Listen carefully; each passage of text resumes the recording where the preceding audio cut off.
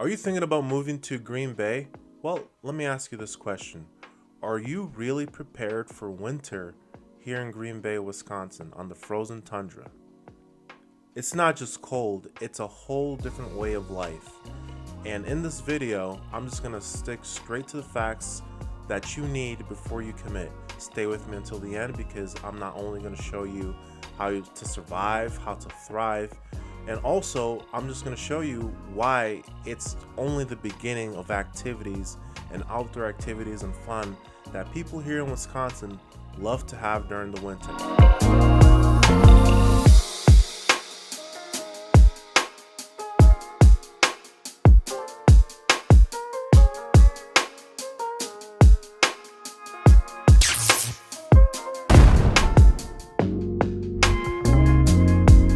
One more thing before we get started. If you're planning on making a move here to Green Bay, make sure you reach out to me. I have people every single week just like you reaching out to me in questions with relocation tips, things like that, looking for help finding their dream home, or even if it's just for winter prep. Make sure you reach out to me. My contact information is in the description below. There's also this giant QR code over here on my right side. Your left, you could just scan it. And when you scan it, you can have a couple options that show up. You could book a call with me, and it also has my phone number. You should be able to click on it and download my contact information. Seriously, just send me a text message and I'll respond to you as soon as I can. So with that being said, now let's really get started in this video. So let's talk about the first thing, winter temperatures here in Green Bay. So a lot of times, the temperatures here can get cold, but there's been other videos, if this is your first time on the channel, in other videos I've talked about how the weather here in Green Bay can be pretty bipolar. It could be cool one day, it could be really hot the next day, and it can be in between literally the day after that. So for example, today, the day of this recording, a week ago, the temperature was down to the 10s. Today, yesterday, and the rest of the week is going to be in the 40s. Do you guys remember how I just said it's supposed to be 40s? I want you to see how the temperature just changed. Like I told you guys, it can be bipolar.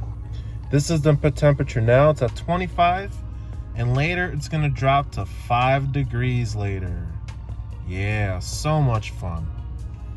It might sound cold right now, but the thing is, once you feel the cold drops in temperature, and then we go up to even just 40 degrees, it will start to feel warm to you.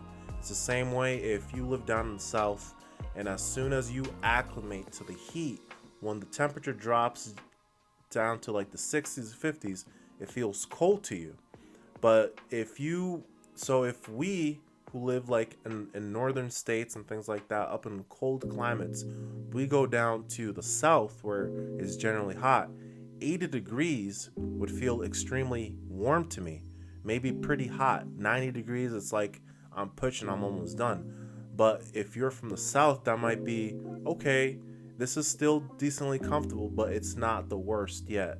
So it's just how your body acclimates. So October, November, December, that's when you start having temperatures kind of turn from the warm 70, 80 degrees that we usually get during the summer, and it starts turning down to the 50s and to the 40s. Once we start hitting December, January, and February, like those 3 months right there is when temperatures really take a dip. And when I talk about taking a dip, on average, we'll average around like 20 degrees outside, and you'll have a couple weeks here and there. It'll be like at a week at a time. It'll drop down to 10s, and then even sometimes will drop below 10. So on average, every year, you should expect to have at least a couple weeks here and there where the temperature is measuring at 0, sometimes -1, 2, and you also have to take into consideration the wind chill effect.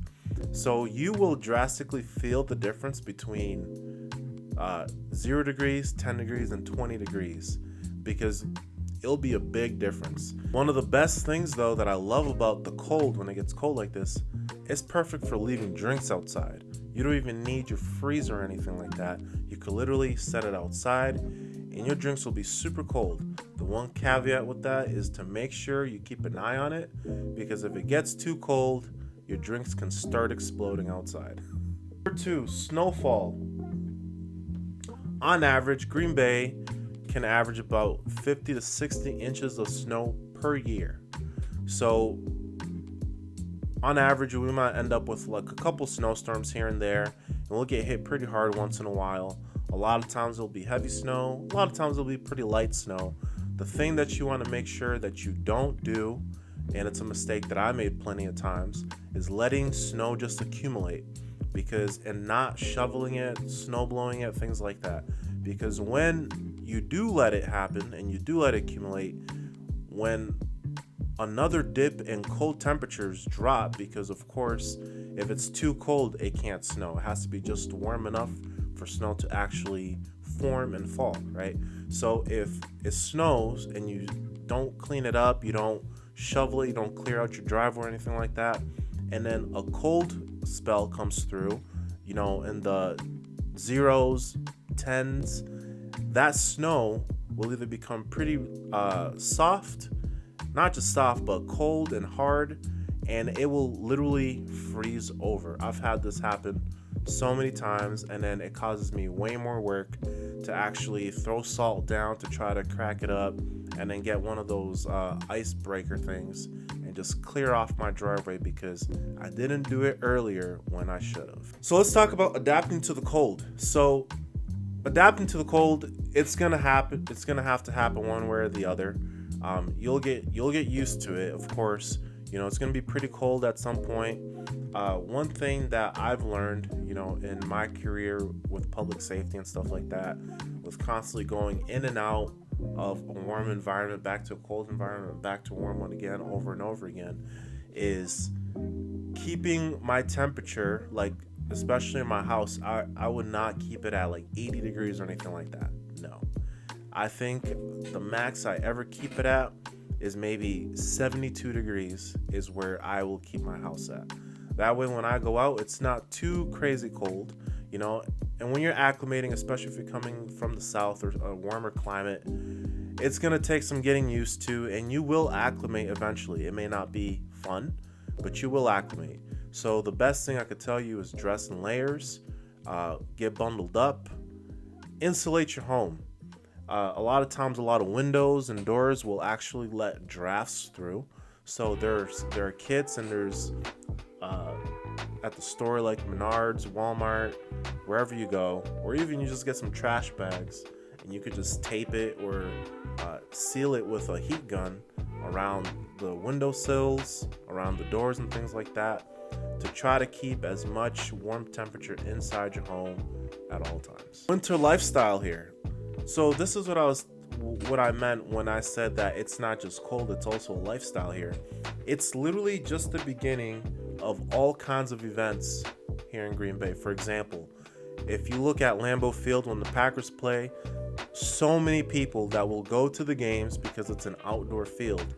It doesn't matter how snowy it is, people will still show up to go to the games, to the home games. People will still show up outside to tailgate, and it's one of the things that we truly enjoy doing. Doesn't matter how much snow there is, doesn't matter how cold, people will get out and grill, people will get out and do camping. Life does not stop in Green Bay. Nothing shuts down. Absolutely nothing shuts down. Things will get done. A lot of fun will be had, and it's honestly one of the best times to get out, go do some sledding. I even did another video of another park nearby called Triangle Hill, where they got a tubing hill, and there's a tow rope that brings you all the way back up to the top, and that's a whole lot of fun. So you don't gotta constantly walk up and down, but there's so many other ones. There's even the ones in the Title Town district next to Lambeau Field, where they got their own hill over there, an artificial hill that people go slide down during the winter. Lots of fun. When it comes to cleaning up the roads, though, the city of Green Bay is pretty good in most of the other cities here in Wisconsin and around the county. Only times you might end up with a little bit of trouble, like if you're getting up to go to work because of snow, might be early morning a lot of times, but usually by 6, 7 o'clock, most of the roads are already cleared off. Same thing with the highways. Only hiccup I've ever had on the highways when it comes to snow removal is going from county going to another county, because a lot of times one county plow truck might turn around in one spot, whether the next county might turn around at another spot, leaving a little gap of not so well plowed snow, right? So that's really the only hiccups you might ever find with that. And lastly, one more thing I want to say as well is that, in all honesty, even though Green Bay has the moniker of being the frozen tundra, a lot of times it doesn't get that cold here. It's only cold a few weeks out of like January and February is really around the coldest, but it is not that cold year round.